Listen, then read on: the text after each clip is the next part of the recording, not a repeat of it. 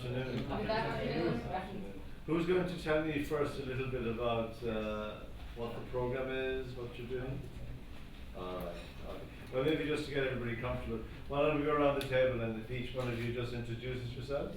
Okay. Give your name, rank and serial number,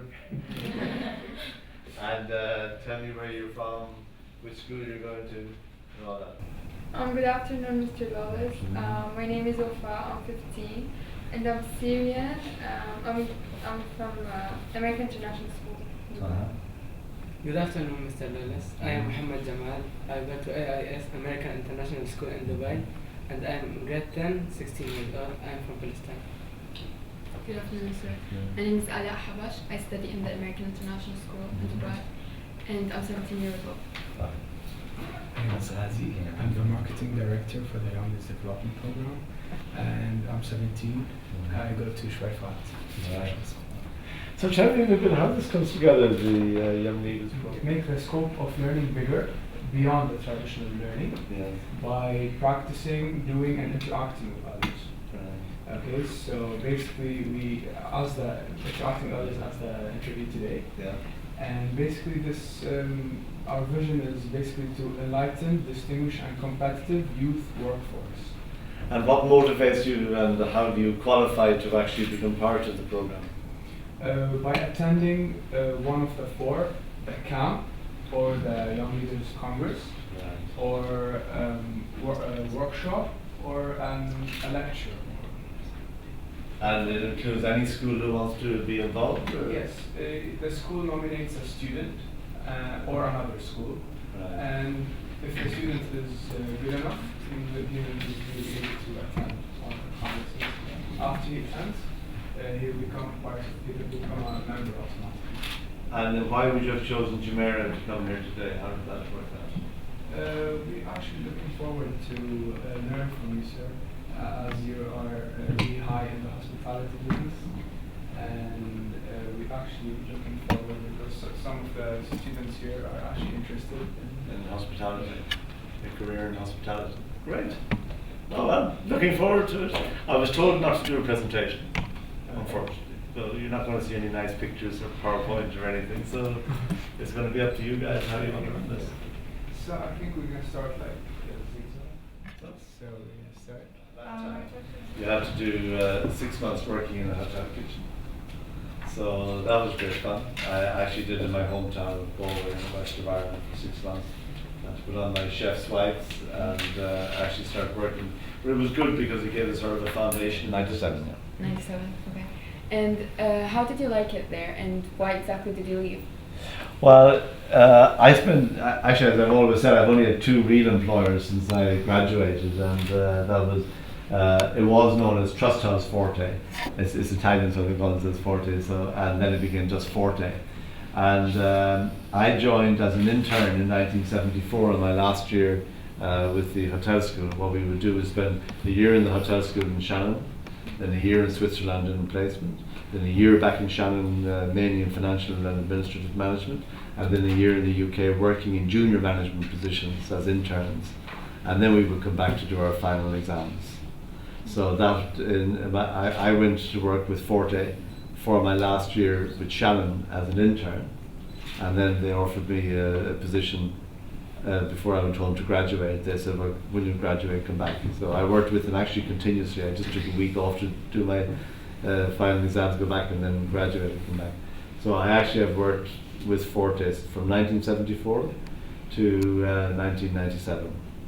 And why did I like them? I liked them. They were a big company. We ended up at one stage with 750 hotels worldwide, so it wasn't a small company. And it was publicly listed on the stock exchange in London. But it was always very much as well a family company. So you could identify with people rather than just with a structure, rather than just with the company. And that always felt very satisfying. The son of the founder is a man called Rocco Forte, whom I knew quite well, especially when I was working overseas, when he used to come out to visit and see around the hotels that I was responsible for. And the reason I left was that in 1994 I was already working out here as managing director for the Middle East region, we made a major acquisition of Meridian hotels. You know, the Meridian, the Royal Meridian and the Meridian at the airport, but Forte both internationally. There was 130 hotels, and that was towards the end of 1994. New properties all around the Middle East. I think I've travelled.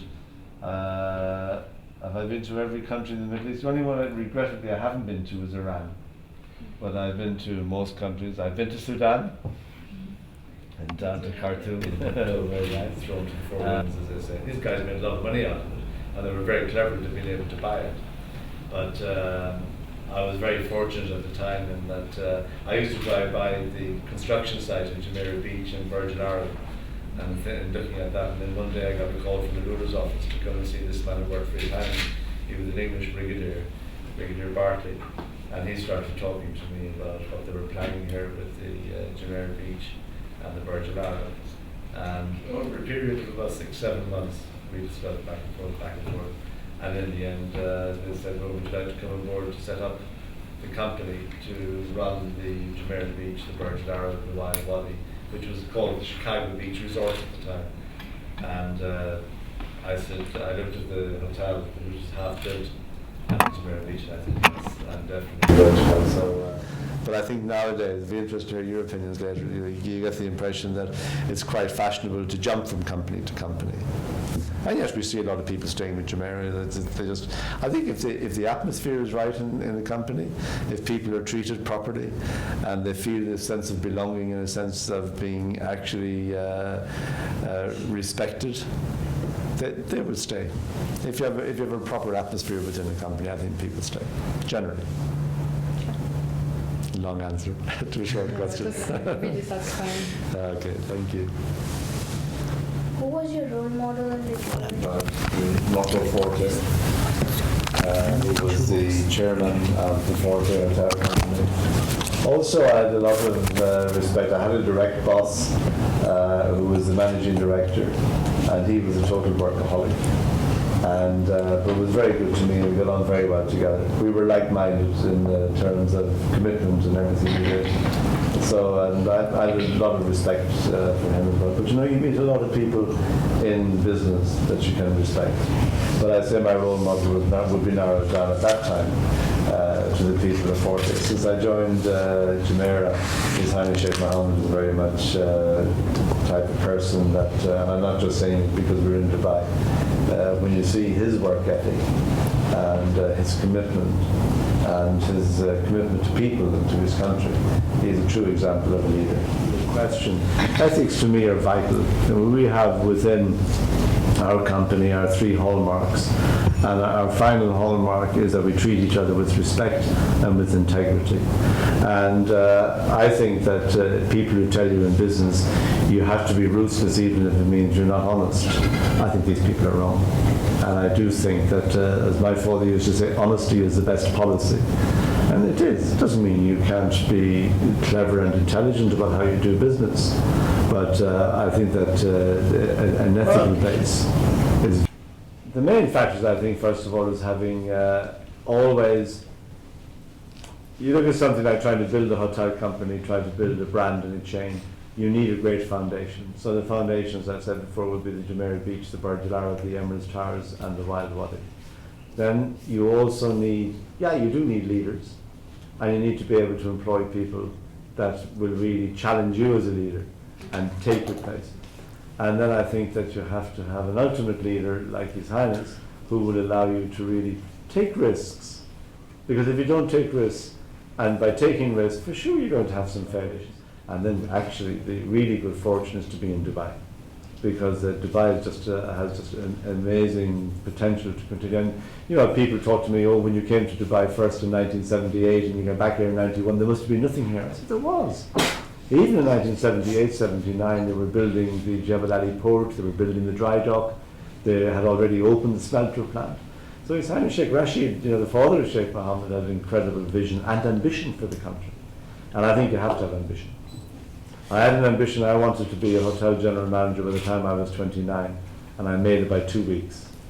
And I took risks in that because I went to work in South Africa, which was a very difficult place to work in at the time. You had apartheid, you had the company was disinvesting, They promised me they wouldn't sell the hotel, but 2 days after I arrived, I was told the hotel was for sale.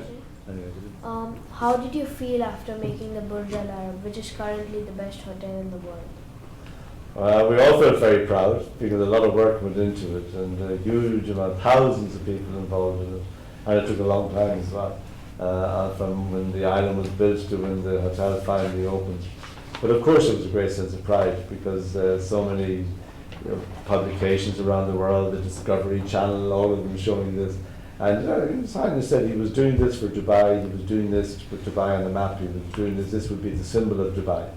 And even to today, even with Burj Khalifa, we still say Burj Al Arab is the symbol of Dubai. And it is, it still maintains that place. So yeah, it was a once in a lifetime opportunity, and a lot of people never had that opportunity to be involved in such a high profile event, and but it was challenging, but it was good fun.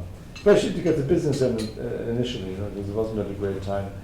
1999 coming into 2000, then 9/11 and all that period, it was pretty tough. And we would like you to be one of our main keynote speakers in this event, if that's okay with you, sir. That's very kind of you to offer. I'm sure if Oleg will be the keeper of the books, and let's see if I'm here on 7th of November. Yeah, we'll check the dates. We'll have a look. But thank you very much for the offer. Okay, sir.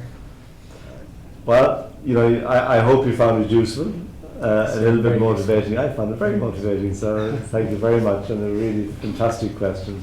I think it's great for young people like yourself. You talk about leadership by example. You've already started that just by coming to these events, by being involved, and by being connected to this. You mix with people who are ambitious, people who want to get on. But it's. You asked, am I nostalgic? I'm not. I'm sometimes a bit sentimental. But what I would say very much is be kind to people, and don't be, because you're say at the higher level of intelligence, don't be brash and don't feel too proud for people who are not, and help people who are not, and help people to get on together. It's something that makes the world a better place, and don't be prejudicial. Thanks, guys. Thank you. Thanks very much. Thank you. All the best.